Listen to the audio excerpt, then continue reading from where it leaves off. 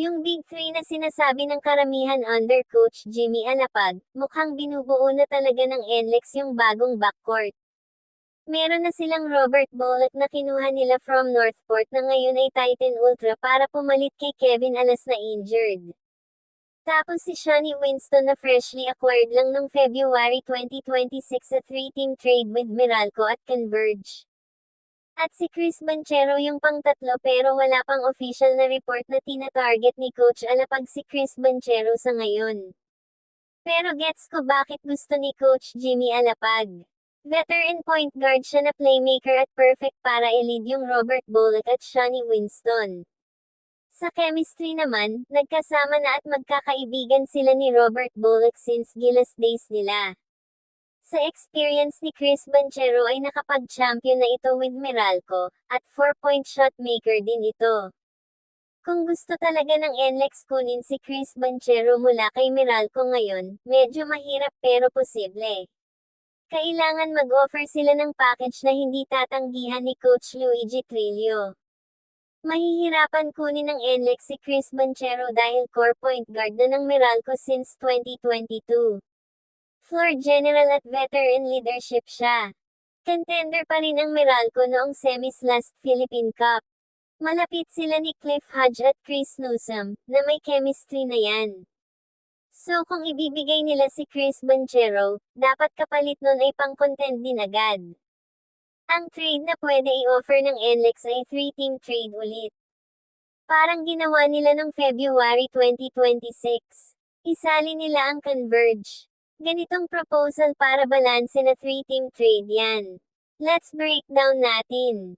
NLEX Road Warriors receive Chris Banchero from Meralco. Meralco Bolts receive Kevin Alas from NLEX, at Larry Moyang from Converge. Plus 2028 second round pick from NLEX. Converge Fiberxers receive Zaires Torres from NLEX at 2027 second round pick from NLEX. Kung matuloy ang trade na yan, malaking domino effect yan sa NLEX, Meralco, Converge pati sa mga bagong manlalaro nila. Para kay NLEX, panalo sila dahil nakakuha sila ng kailangan nila, na veteran point guard na si Chris Banchero. Perfect siya magpaikot ng offense para kina Robert Bullock at Shani Winston. Ang binigay nila si Kevin Alas na matagal na injured at Zaires Torres na rookie plus future 2 picks. Hindi nasaktan yung core na Robert Bullock at Shani Winston. Ang result, backcourt mo biglang Chris Banchero, Robert Bullock at Shani Winston. Pang-finals yan sa bilis at experience. Para kay Meralco, panalo sila dahil nakakuha sila ng shooter at leader kay Kevin Alas para pumalit sa playmaking ni Chris Banchero. At may bonus pa na si Larry Moy ang big body, rebounder, energy guy. Kailangan nila yan sa frontcourt nila, at dagdag asset pa for 2028. Nawala sa kanila si Chris Banchero na system point guard nila. Pero kung gusto nila mag-retol at magpabata, goods ito. Para kay Converge, panalo sila kay Zaires Torres na bata, at may potential pa, plus pick pa. Ang binigay nila ay si Larry Moy ang na hindi naman main rotation, nag-rebuild mode sila after Calvin Abueva trade. Dagdag asset lang. Sa bagong team identity ni Coach Jimmy Alapag na fast and smart at new big three backcourt na sina Chris Banchero, Robert Bullock at Shani Winston. Ang epekto sa mga bago at luma. Si Shani Winston, hindi na siya main point guard. Magiging scorer wing na siya. Mas gaganda stats niya kasi si Chris Banchero na magdadala ng bola. Less pressure para sa kanya. Si Robert Bullock, may tunay na point guard na magpapakain sa kanya. Hindi na siya mahihirapan mag-create at mag-initiate. Pure scorer na lang siya. Si Kevin Alas ang mawawala sa rotation. Sayang kasi veteran leadership din siya pag healthy. At si Zaires Torres, rookie pa lang, pero mawawala na chance niya maglaro sa NLEX. Mas mabibigyan siya ng minutes sa Converge.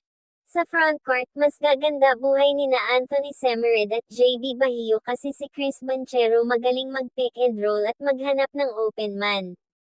Magiging 3-guard system. Mas mabilis, mas maraming shooter, mas mataas ang basketball IQ. Ang epekto naman sa Meralco Bolts sa kanilang bagong team na identity na younger and deeper. New guys, Kevin Alas at Larry Moyang. Epekto sa mga bago at luma. Si Chris Banchero ang mawawala na main backup point guard nila. Si Aaron Black at JC Cancino ang maghahatak ng minuto nito. Si Kevin Alas, kapag 100% healthy, siya yung magiging shooter sa clutch. Pero risk kasi kaka-recover lang. Kung pumutok, jackpot si Meralco. Si Larry Moyang, makakakuha siya ng real minutes dito. Sa Converge bench warmer lang. Perfect backup at partner ni Raymond Almazan at Brandon Bates sa rebounding. Si Cliff Hodge at Chris Newsom, mas maraming trabaho sa pagdadala ng bola kasi nawala si Chris Banchero. Sa overall, nawala yung experience, pero dumagdag ang depth at youth. Parang nagpre-prepare na sila for post-Chris Banchero era. Ang epekto sa Converge Fiberxers, sa bagong team identity na rebuild mode. New guy, Zaires Torres. Ang epekto sa mga bago at luma. Si Larry Moyang, ang mawawala pero hindi naman main rotation. Si Zaires Torres, ito yung jackpot. Sa NLEX siksikan sa guards. Sa Converge, mabibigyan siya ng 15 to 20 minutes agad para mag-develop. Kasama niya sina Alex Stockton, Justin Arana, at Calvin Abueva. Sa draft picks, dagdag asset sila for future trades or draft ng college star. Sa overall, wala silang nawala, may nakuha pa. Pure win for their rebuild. Ang pinakamalaking epekto, yung chemistry ng NLEX. Kung magkaintindihan agad si Chris Banchero, Robert Bullock at Shawnee Winston, contender na sila agad this conference. Sa tingin mo sino mahihirapan mag-adjust dito? Si Chris Banchero sa system ni Coach Jimmy Alapag o si Kevin Alas sa system ni Coach Luigi Trillo?